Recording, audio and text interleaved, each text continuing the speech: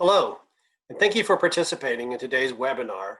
We'll be discussing Fairfax County Department of Transportation's proposed major service change and disparate impact disproportionate burden policies. We are working on these policies as we prepare for the 2020 Title VI program update to the Federal Transit Administration. Hi, my name is Brent Riddle, and I am the Civil Rights Officer for the Department of Transportation. Here is today's agenda for this presentation. First, we'll be taking an overview of the Title VI program. Then we'll be looking at what constitutes a major service change policy. Then we'll be looking at Fairfax County Department of Transportation's proposed major service change policy. Next, we'll be looking at what constitutes a disparate impact or disproportionate burden policy. And then we'll focus more closely on Fairfax County Department of Transportation's proposed disparate impact disproportionate burden policies. And then lastly, and most importantly, we will be turning to you for your help in developing these policies. So let's talk about the Civil Rights Act of 1964 and Title VI. Title VI of the Civil Rights Act of 1964 states that no person in the United States shall, on the grounds of race, color, or national origin, be excluded from participation in, be denied the benefits of, or be subjected to discrimination under any program or activity receiving federal financial assistance. What that means is that any state or local jurisdiction, governmental jurisdiction, like a public transportation agency, like Fairfax County Department of Transportation, any one of these kinds of governmental agencies that receives federal funding must comply with Title VI.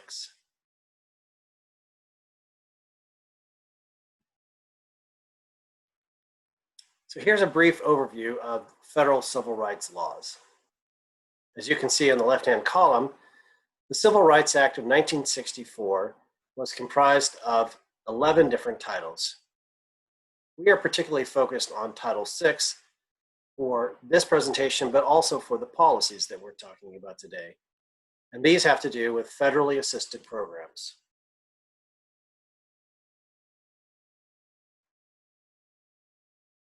So what does this mean? Public transportation providers, like Fairfax County Department of Transportation, that receive federal funds are required to submit an updated Title VI program to the Federal Transit Administration every 3 years. So Fairfax County Department of Transportation is currently in the process of updating their Title VI program, and we'll be submitting that to the Federal Transit Administration later this fall. Transit providers must also document that they are not discriminating based on race, ethnicity, national origin, as well as outlining the proactive steps that they take to ensure that they do not discriminate now or in the future. So let's talk about the major service change policy. The major service change policy is a defined measure by which a transit agency determines if a proposed service change is significant or quote unquote major enough to warrant any additional analysis. If it is, then these analyses are called service or fair equity analyses, but we'll talk about those a little later in the presentation. But in short, if a major service change, if a proposed policy constitutes a major service change, then the Public Transportation Agency must conduct a service or fair equity analysis to determine if these impacts are equitably shared across minority and non-minority or low-income and non-low-income groups. If the proposed fair or service change is not considered major, then no additional action is required by the agency. Here are some other important facts about major service changes. So agencies like Fairfax County Department of Transportation are allowed to set their own major service change policies. And these are basically a threshold by which a proposed change is considered major. Major service change policies often include modifications to either the service availability, meaning the hours of during the day or the days of the week that the services are provided, service quantity, so how often a bus goes on a particular route, or the distance, the revenue miles, or the hours that the route or the bus is operating. This also has to do with geographic alignment, which is basically the geography of the routes that's under consideration, and of course, fares. But it's important to note that really any proposed fare change, either up or down, is considered a major service change. It's also important to note that changes can be adverse or non-adverse, meaning that if they're non-adverse, then they're they're increasing service, but if they're adverse, then that means they're reducing service. And then lastly, it's important to note that transit providers are required to revise and conduct outreach on these policies, the major service change and the disparate impact, disproportionate burden policies, with every Title VI program update. So this is what we're doing today. I will say that there are a couple of major service change exemptions.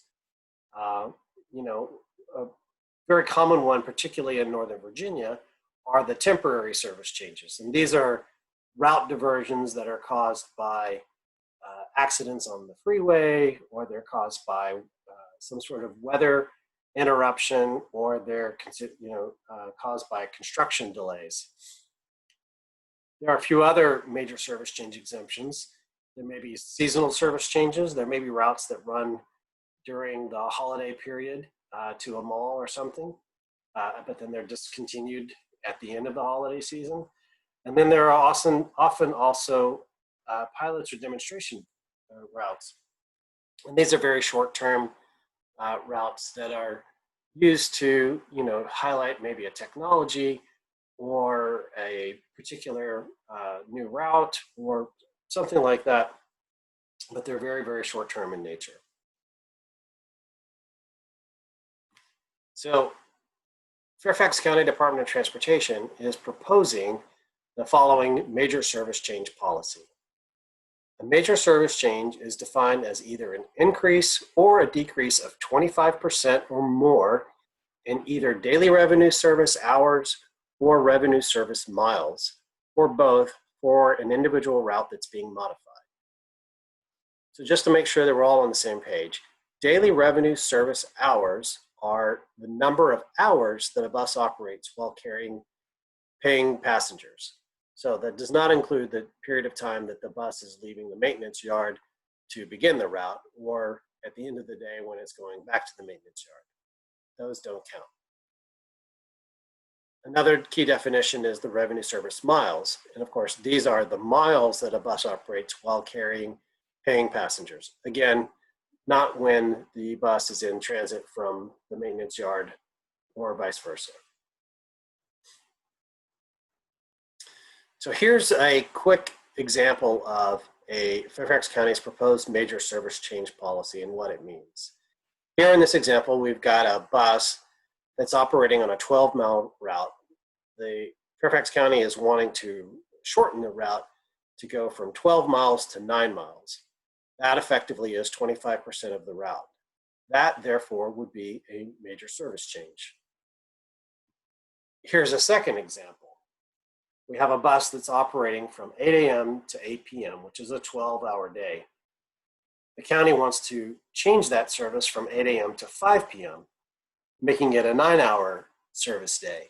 That, again, would cut out 25% of the hours that the bus is operating, and therefore that would be a major service change. So now let's talk about disparate impact and disproportionate burden policies. So every time you have a major service change, this requires what's called a service equity analysis. And what we look for in particular are some of the changes may have a disparate impact, or a DI, on minority riders, or the changes can have a disproportionate burden, or DB, on low-income riders. It's important to keep in mind the distinction between DI and DB. DI is for minority populations and DB is for low-income populations. These DI-DB policies help us determine when a major service change creates inequities. So here's more definition on the disparate impact, disproportionate burden concepts. A disparate impact is a policy that appears neutral, but its impacts affect racial, ethnic, or national origin groups in a substantially stronger way than non-minority. So, for example, these impacts can be positive or negative. If they're negative, these service changes take away service disproportionately used by minority communities, or we're talking about fair or fair media changes that disproportionately negatively impact minority communities. These changes can also be positive. These are service changes that add service disproportionately used by non-minority communities, or there are proposed fair or fair media changes that disproportionately benefit non-minority communities. Disproportionate burden, on the other hand, are policies that appear neutral, but they impact low-income populations far more than non-low-income populations. These can also be positive or negative. If they're negative, these are service changes that take away service disproportionately used by low-income communities. Or they are fair or fair media changes that disproportionately negatively impact low-income communities. They can also be positive. These can be service changes that add service disproportionately used by non-low-income communities, or fair media changes that disproportionately benefit non-low-income communities. So, what are the steps for determining a DI or a DB? So what we want to know is, how much will a service change impact minority populations to non-minority populations? Second, or on the other hand, how much will a service change impact low-income populations relative to non-low-income populations? In order to get at those two concepts, we have to establish percentage thresholds to determine what counts as a disparate impact or a disproportionate burden. The thresholds are either added or they're subtracted based on whether a change is adverse or non-adverse, as I mentioned earlier. The other thing that we have to keep in mind is that we have to create thresholds that are able to be tripped at least part of the time. Meaning that not all of the changes that we are proposing are going to be a major service change, or on the other hand, not all of that this proposed service changes will never be major. So we have to find the right balance. So the next slides sort of illustrate what the DI/DB thresholds mean. So in example one, this is an adverse change. In this example, the service area is 30% minority and 20% low income. And here in the graph, you can see the 30% minority and 70% non-minority. The threshold that we're proposing in this example is plus or minus 10%. So in this case, the transit agency is wanting to eliminate a route, which would be an adverse change. So here we go. If fewer than 40% of the riders on the affected route are minority, or fewer than 30% of the riders are low income, the change will pass the smell test. So you can see here. So we've got 70% minority. We're only proposing a a slight change here, then that will pass the service equity test.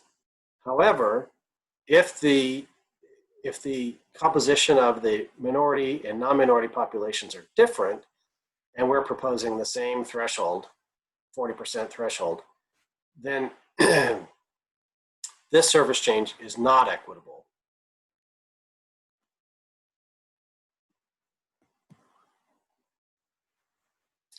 In example number 2, this is a non-adverse change. In this example, we have a system service area of 50% minority and 50% non-minority. The threshold that we're looking at is plus or minus 20%. So in this case, the agency wants to add a new route. So if more than 30% of the potential riders are minority and more than 5% of the potential riders are low income, the change passes the service equity test. So this is the example for that. We've got a non-minority ridership of 55% and 45%. And so this passes that service equity test.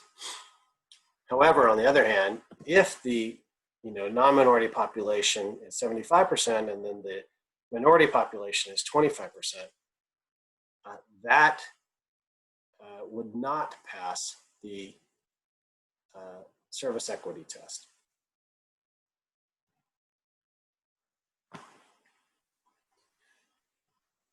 So what happens when a disparate impact or a disproportionate burden is found?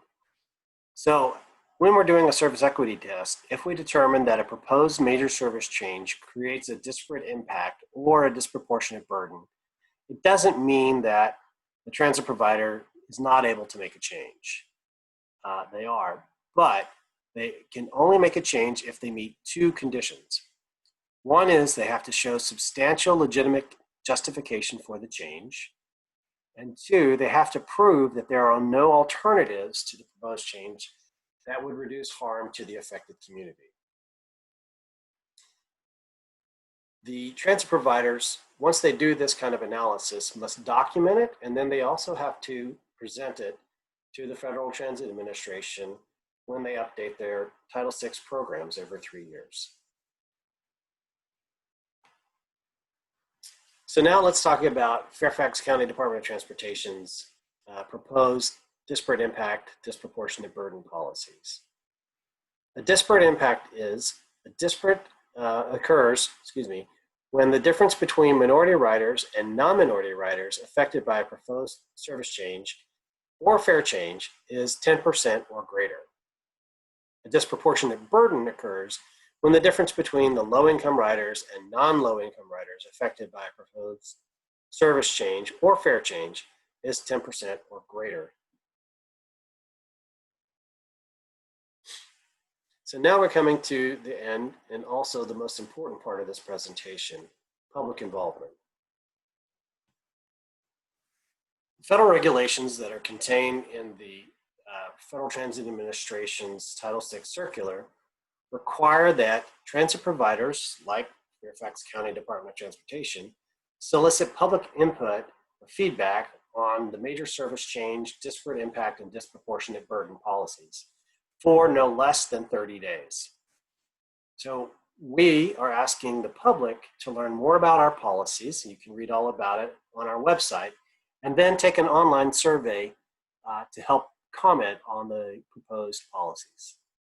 The address is www.fairfaxcounty.gov/connector/Title VI/2020-update.